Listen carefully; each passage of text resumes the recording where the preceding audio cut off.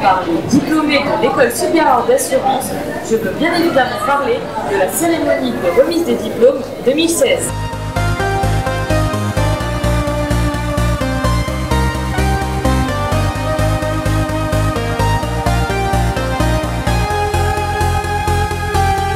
Vous qui êtes à votre début de votre carrière, ce qui est un petit peu une frustration pour moi qui suis à la fin de ma carrière. Il va arriver dans les années qui viennent quelque chose qui est difficilement imaginable et que vous allez vivre. Je pense que l'humanité va voir arriver dans les 10 à 20 ans qui viennent un nombre d'innovations et de nouveautés technologiques sans précédent. Les métiers que vous avez démarrés, sur lesquels vous êtes formés, ils vont se bouleverser dans les années qui viennent. Qu'est-ce que vous avez comme chance d'avoir votre âge? Vous allez vivre une vie professionnelle fabuleuse. Et le petit dernier conseil que je voudrais vous donner, quand il y a un train qui passe d'opportunités, montez dedans, ne le ratez pas. Bonne réussite.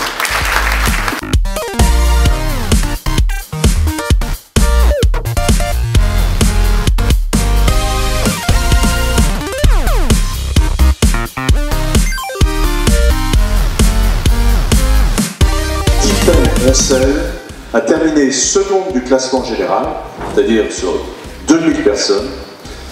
Elle est majeure de l'unité de valeur environnement fiscal et du patrimoine. Elle est seconde de l'unité de valeur environnement économique et financier. Ce succès, elle le doit à son immense talent, bien sûr, et aux enseignants de l'École supérieure d'assurance, et surtout à la présence régulière de Sophie Tardy. On avait déjà un diplômé, il s'appelait Werner Felger, qui a terminé major de l'unité environnement juridique de patrimoine. Lui aussi a travaillé seul ses certifications avec uniquement les cours de l'ESA. Moi je voudrais un grand bravo à Tiffen, un grand bravo à Werner et à tout le corps professoral qui a réussi à favoriser ces diplômes. Bonjour Sophie. Bonjour. Vous êtes directrice pédagogique des formations à distance de l'École supérieure d'assurance. Oui. En quoi consiste la formation à distance? La formation à distance, c'est un mélange entre des cours à distance qui sont étudiés sur une plateforme de cours, des journées de regroupement où les étudiants viennent, se retrouvent ensemble et se trouvent en face de formateurs qui les aident à travailler sur la méthodologie, les cas pratiques. C'est aussi beaucoup de partage d'expériences, partage de compétences. Et puis la formation à distance, c'est également un suivi pédagogique que l'on assure tout au long de la formation. Ce sont des formations longues, parfois difficiles, et qui nécessitent que les étudiants soient accompagnés et soutenus. C'est ce que Forcer l'ESA permet. C'est ce qu'on essaye de faire chez Forcer l'ESA depuis plus de 10 ans. C'est un petit peu notre ADN. C'est cette idée de grandir et de faire grandir les gens. C'est aussi cette volonté de rester toujours dans une innovation pédagogique, utiliser tous les nouveaux moyens pédagogiques qui sont mis à notre disposition grâce à la digitalisation. C'est pouvoir offrir des modules vidéo, des classes virtuelles, leur permettre aussi de suivre des grands événements du monde de l'assurance grâce à des vidéos en direct. C'est les garder toujours au courant de ce qui se passe dans le secteur. Vous êtes ce soir ici, vous voyez tous vos étudiants que vous avez suivis depuis le début de leur formation obtenir leur diplôme. Qu'est-ce que cela vous fait? Alors je suis à la fois émue et très fière. Fière parce que suivre une formation à distance, cela demande beaucoup d'abnégation, cela demande de l'investissement. Cela demande aussi à une famille qui les entoure, un conjoint, des parents, de les soutenir dans cette course au long cours. Voilà, c'est un peu un marathon et j'ai grand plaisir à les accompagner, à les faire grandir, à grandir avec eux lors des journées de regroupement ou lors de nos échanges. Bonjour Franck Barek, Bonsoir. Vous êtes major de la promotion 2016 Risk Management. Oui. Alors vous avez un parcours assez atypique. Alors atypique, je ne sais pas, mais en fait j'ai toujours travaillé dans le secteur des assurances.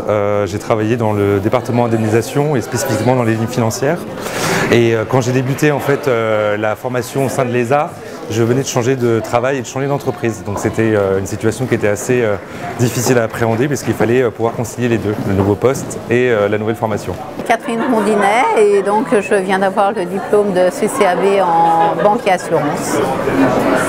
Et vous êtes major de cette promotion. Voilà. D'ailleurs, félicitations. Merci. Je suis Virginie Lieg, mais j'ai eu l'agréable surprise d'apprendre que j'étais major de promotion du manager de l'assurance. Ce soir d'ailleurs. Ce soir, Vous n'étiez pas au courant avant? Non, j'étais pas au courant. Donc vous avez un parcours assez atypique, est-ce que vous pouvez nous le présenter également? Ben oui, effectivement, donc je suis issue d'une formation BTS comptabilité gestion de l'entreprise et ensuite j'ai refait une licence de visite médicale. J'ai travaillé pendant 17 ans dans la visite médicale et suite à un licenciement économique, j'ai décidé de me reconvertir dans le domaine de l'assurance parce que je trouvais qu'avec le parcours que j'avais, ça pouvait être une belle opportunité pour moi. Voilà. Après un parcours donc traditionnel chez BNP Paribas en tant que conseiller clientèle, j'ai mis ma carrière un petit peu de côté pour m'occuper de mes enfants. Et là, j'ai donc décidé de relancer ma carrière et donc j'ai passé des formations pour pouvoir accéder au poste que je souhaitais. Quel effet ça fait d'être major de promotion? Une certaine satisfaction et puis une récompense pour le travail fait cette année. Quel effet ça vous fait d'être major de promotion? Ouais, je suis ravi, je suis content et ça a été assez difficile comme année, comme je l'ai expliqué tout à l'heure, mais ouais, je suis vraiment très content et heureux de partager ce moment-là avec les arts.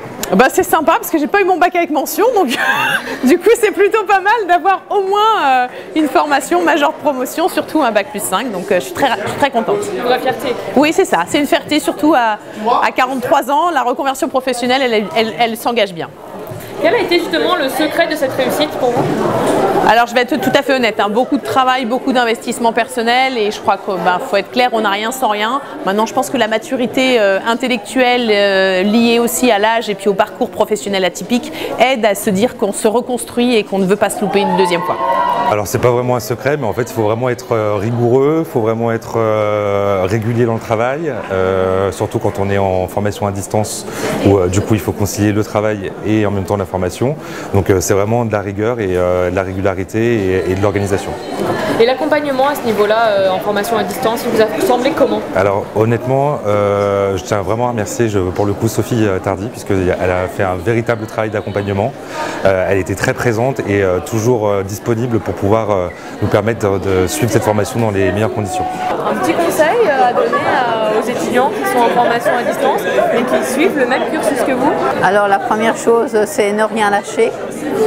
Et la deuxième, c'est travailler dès le départ, dès le mois de septembre, commencer les mémoires et les projets. Alors le conseil que je donnerais, c'est vraiment de travailler régulièrement parce que sinon on se laisse vite déborder. Et puis je pense qu'après il faut aussi suivre avec beaucoup de constance les cours qui sont donnés, qui sont vraiment très précieux durant les semaines de regroupement. Et je pense que ça c'est important.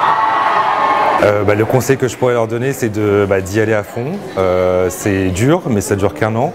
Moi, je suis très content de l'avoir fait. Je suis également très content que ça soit terminé. Mais en tout cas, c'était vraiment une belle expérience et surtout de rencontrer des gens avec divers profils, que ce soit notamment les professeurs ou les étudiants. Donc c'est très enrichissant, tant sur le plan de la formation que sur le plan personnel, pour pouvoir avoir des nouveaux profils, rencontrer de nouvelles personnes et pouvoir échanger avec des personnes très variées. Concernant votre avenir professionnel, qu'est-ce que vous envisagez? Des projets? Oui, beaucoup de projets. En fait, j'ai commencé fin août à créer un cabinet de courtage d'assurance spécialisé dans le domaine du médical. Donc ça a bien démarré. Et en fait, comme en parallèle, j'étais aussi en lien avec la compagnie Allianz pour reprendre une agence, eh bien, ils m'ont annoncé début d'année qu'ils acceptaient ma candidature pour reprendre 2 agences, pas très loin de chez moi. Donc du coup, je pars en formation à nouveau le 20 mars et jusqu'au 27 juillet et au 1er août, je prends ma fonction sur les 2 agences. Donc je vais devenir agent général Allianz. Voilà. Donc je suis ravie. À l'heure actuelle, en fait, ça fait un an que j'ai commencé mon nouveau poste. Donc à l'heure actuelle, je suis toujours responsable sur les lignes financières en indemnisation. Donc j'ai vocation à rester dans mon entreprise dans laquelle je me plais bien en plus et qui m'a laissé l'opportunité de suivre cette formation en même temps. Mais effectivement, après, il y a l'idée, on va dire l'étape suivante, ça serait plutôt de travailler sur des postes type directeur d'assurance ou voire risque manager pour des sociétés de tailles diverses et variées. Merci beaucoup et félicitations encore. Merci.